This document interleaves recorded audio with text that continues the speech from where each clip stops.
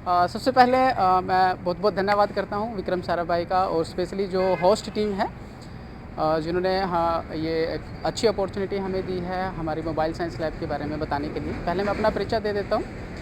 मेरा नाम अमन कुमार है और मैं एक साइंस कम्युनिकेटर हूँ और मैं इस संस्था के साथ पिछले 2-2.5 साल से काम कर रहा हूँ।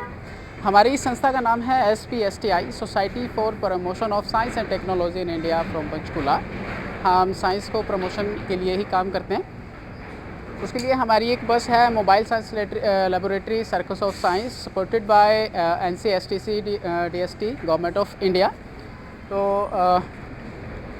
सर एक बार पूरी बस दिखा दीजिए, बस क्या है हमारी।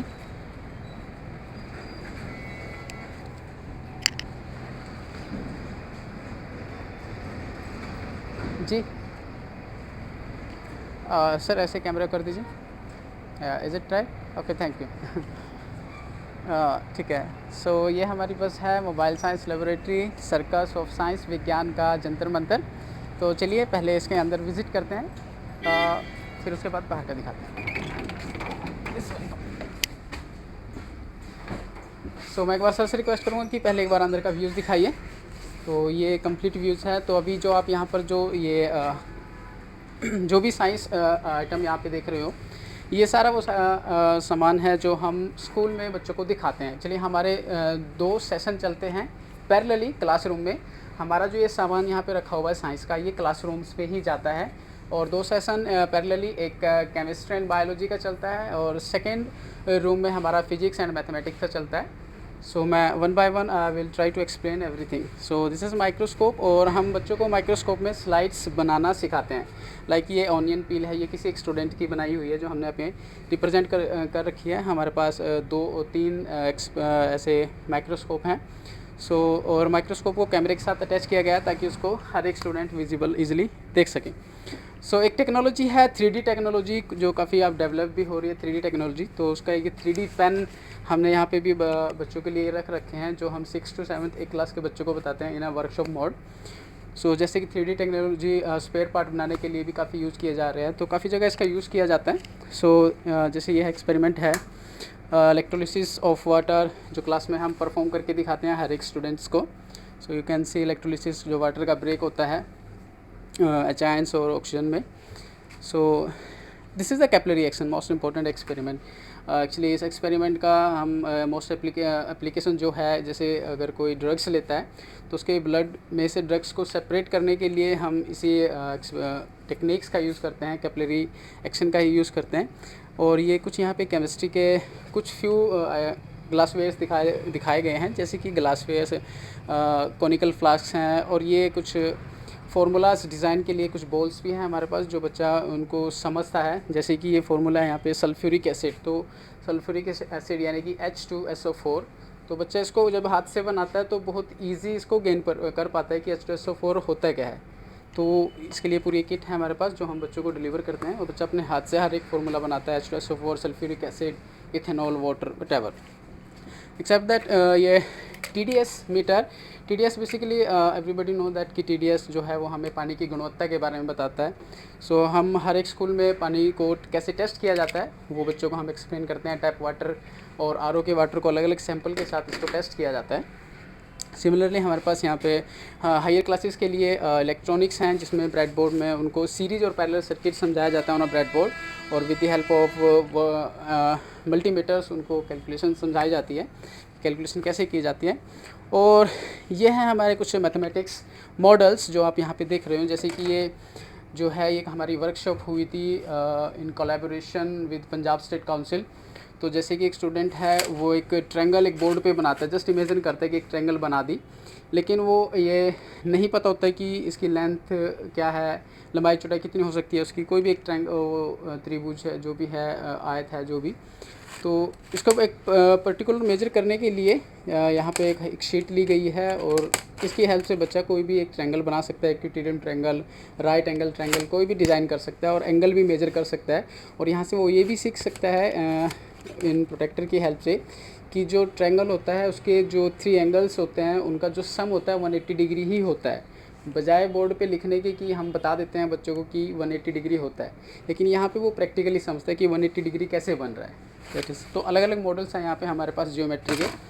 तो थ्योरम्स भी है, जैसे जो हमारा फर्स्ट सेशन हुआ था उसमें मैडम ने हमें समझाया भी था इसी वर्कशॉप में कि थ्योरम्स, पाइथागोरस थ्योरम को कैसे एक्सप्लेन किया गया था। वहाँ पे एक वर्किंग शीट थी।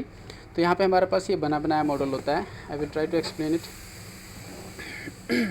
like this is a right angle triangle and this is the base and a perpendicular, this is the h।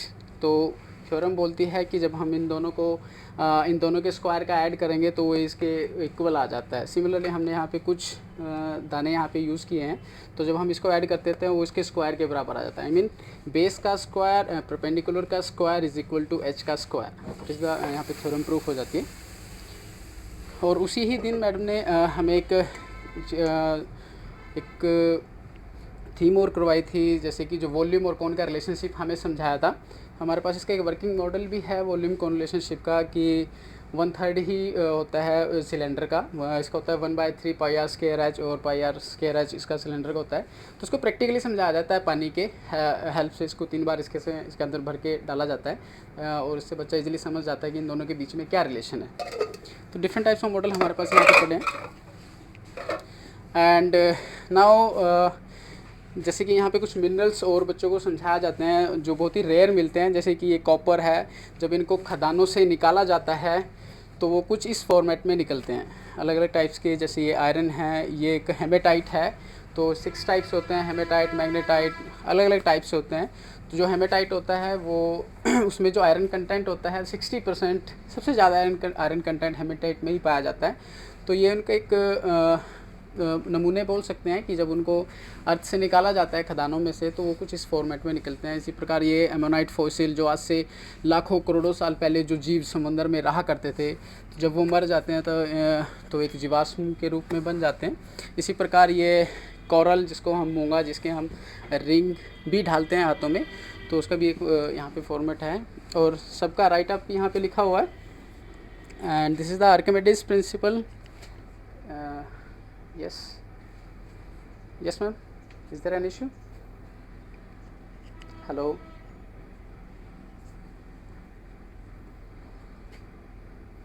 so I'm audible? ठीक है सर, ठीक है, okay. So this is a human torso. इसकी help से student ये समझ पाता है कि हमारे शरीर में कौन कौन से ऑर्गन्स होते हैं, उनकी लोकेशंस क्या होती है। लाइक दिस, अगर मैं आपको खोल के दिखाना चाहूँ यहाँ पे, दिस इज़ द लंग्स। तो बहुत चीज़ें हम यहाँ पे एक्सप्लेन करते हैं बच्चों को कि हमारा हार्ट कैसे काम करता है, डाइजेस्टिव सिस्टम कैसे काम करता है हमारा, और रेस्पिरेशन सिस्टम कैसे काम करता है। तो वो चीज़ हर एक चीज़ क्लास में उनको एज अ डेमोन्स्ट्रेट समझाया जाता है। तो इसके अलावा हमारे पास कुछ यहाँ पे जैसे अलग मॉडल भी पड़े हुए हैं। यहाँ पे बायोलॉजी के आप देख सकते हो, फिश है, यहाँ पे ऑक्टोपस है, यूनी है, जैसे ये झींगा है। झींगा एक ऐसा जीव है जो समंदर में भी सांस ले सकता है और उसके बाहर भी सांस ले सकता है। तो हर एक चीज़ उनको क्लासरूम में बताई जाती है बच्चों को। इसी प्रकार हमारे पास ये कान का मॉडल है, फ्लावर स्ट्रक्चर है, एंड इसमें स्किन मॉडल। ये हर एक चीज़ बायोलॉजी का अलग से एक सेशन चलता है केमिस्ट्री के पैरेलली। और ये हमारा कुछ ऑप्टिक्स का पार्ट है। जैसे हम बार्बर की शॉप पे जाते हैं तो एक मिरर हमारे सामने होता है, दूसरा मिरर हमारे बैक साइड में होता है। तो हमें नंबर ऑफ़ इमेजेस दिखाई जाती हैं। तो हम बच्चों को नंबर ऑफ़ इमेजेस कैलकुलेट करना सिखाते हैं कि कैसे कैलकुलेट की जाती है प्लेन मिरर्स में। तो उसके एक मल्टीपल रिफ्रैक्शन का एक ये मॉडल भी है, और दूसरा यहाँ पे ये इन्फिनिटी क्यों दिखाई देता है उसका भी हम उसको वहाँ पे एक्सप्लेन करते हैं। तो यहाँ पे एक मॉडल आपको दिख रहा होगा जो बहुत ही इन्फिनिटी आपको दिखाई दे रहा है। इसके पीछे की जो साइंस है वो बच्चों को ईजिली एक्सप्लेन की जाती है। और different types of lenses, concave, convex, हर एक चीज़ वहाँ पर वो बच्चों को एक्सप्लेन की जाती है। And the next one is magnetism. और जैसे मैग्नेटिज़म बच्चों को समझाया जाता है, इलेक्ट्रोमैग्नेट्स होते हैं, बार मैग्नेट्स होते हैं, ये उनको बच्चों को समझाया जाता है। और हमें ये भी पता है कि एक मैग्नेट जो होता है उसकी मैग्नेटिक फील्ड लाइंस होती हैं चारों तरफ। तो वो बच्चा बुक्स में पेन के साथ बनाता है, लेकिन हमारे पास ये आयरन फीलिंग है, अगर आप देख पा रहे हो।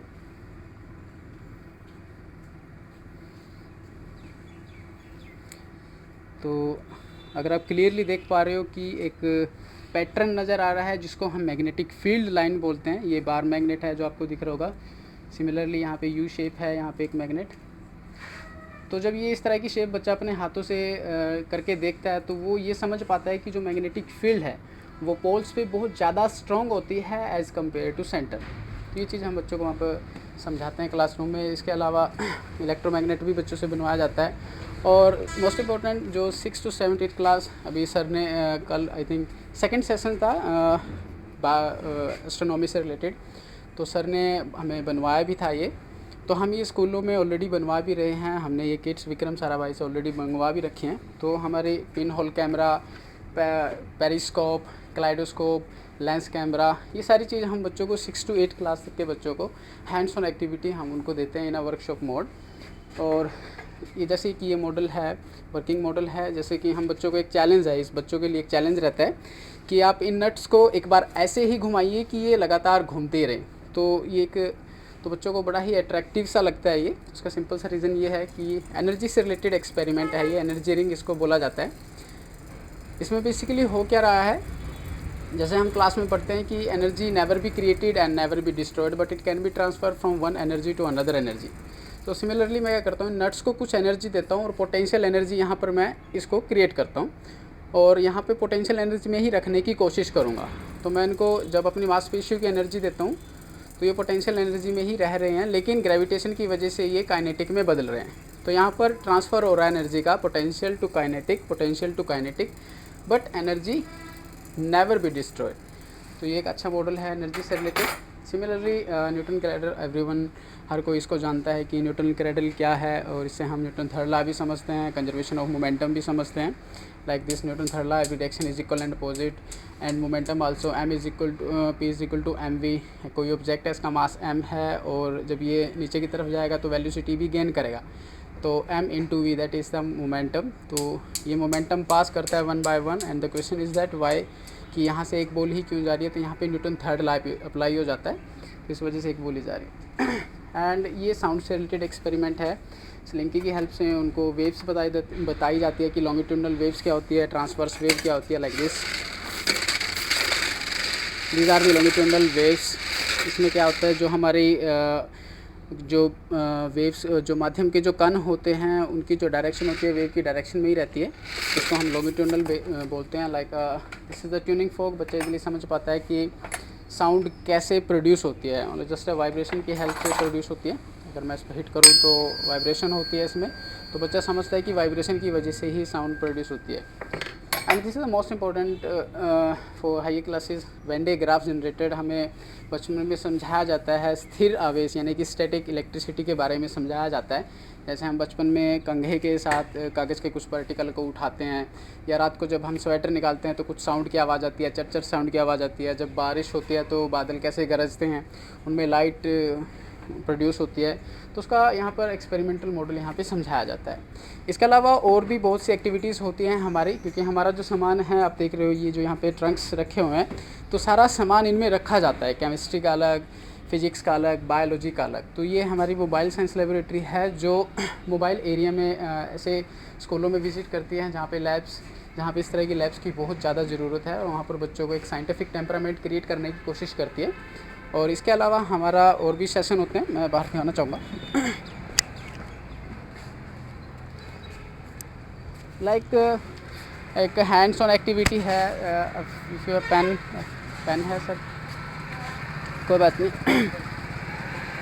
तो जैसे कि मेरे पास कुछ पेज हैं यहाँ पर, तो हम बच्चों को समझाते हैं इनके बारे में, थोड़ा अट्रैक्टिव बनाते हैं।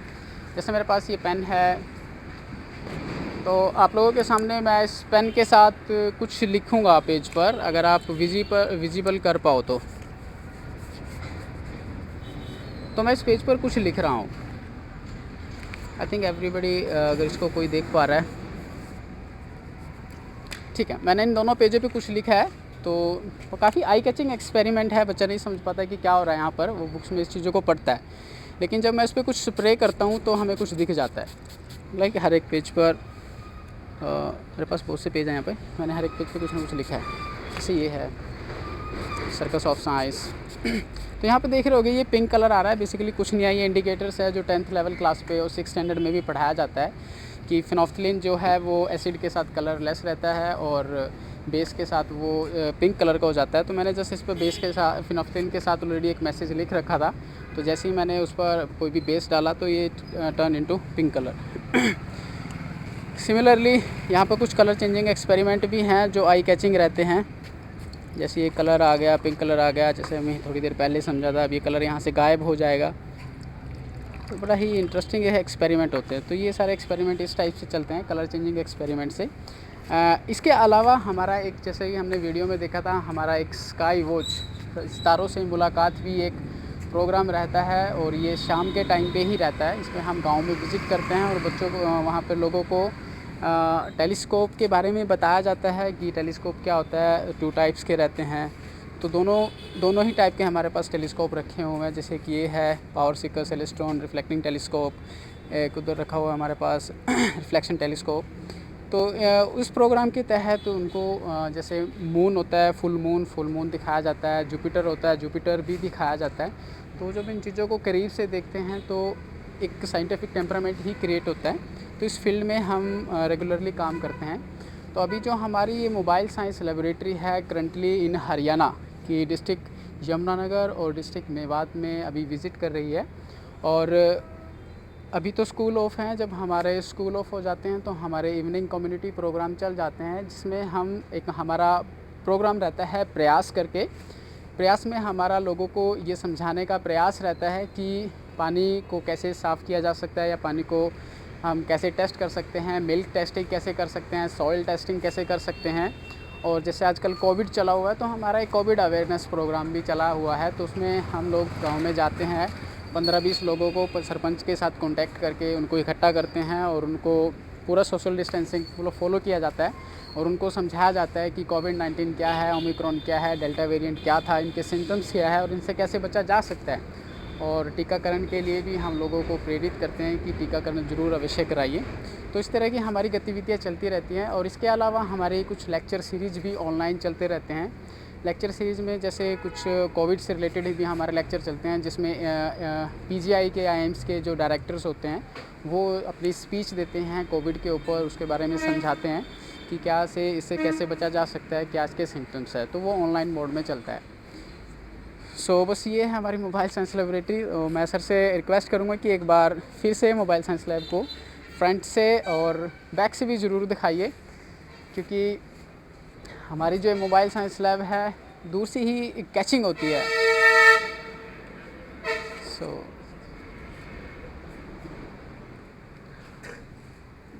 Okay, so I think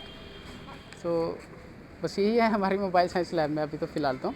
so बस लास्ट में एक रिक्वेस्ट करूँगा कि अगर कोई अपना सुजेस्ट देना चाहता है कि इसके अलावा ये भी हो सकता है, सो उसके आइडिया का मोस्ट वेलकम है। और अगर कोई हेल्प लेना चाहता है तो उनके लिए भी मोस्ट वेलकम है। सो हमारी वेबसाइट भी है spsti.org, आप उस पर जाके भी विज़िट कर सकते हो। और हमारी ईमेल आईडी भी है info@spsti.org, आप उस पर भी कोई अपने सजेशंस डाल सकते हो। और अंत में फिर से मैं स्पेशली विक्रम सारा भाई और जो होस्टेड टीम है Narmita ma'am, specially thank you so much for giving us for this opportunity. Thank you so much. Hello.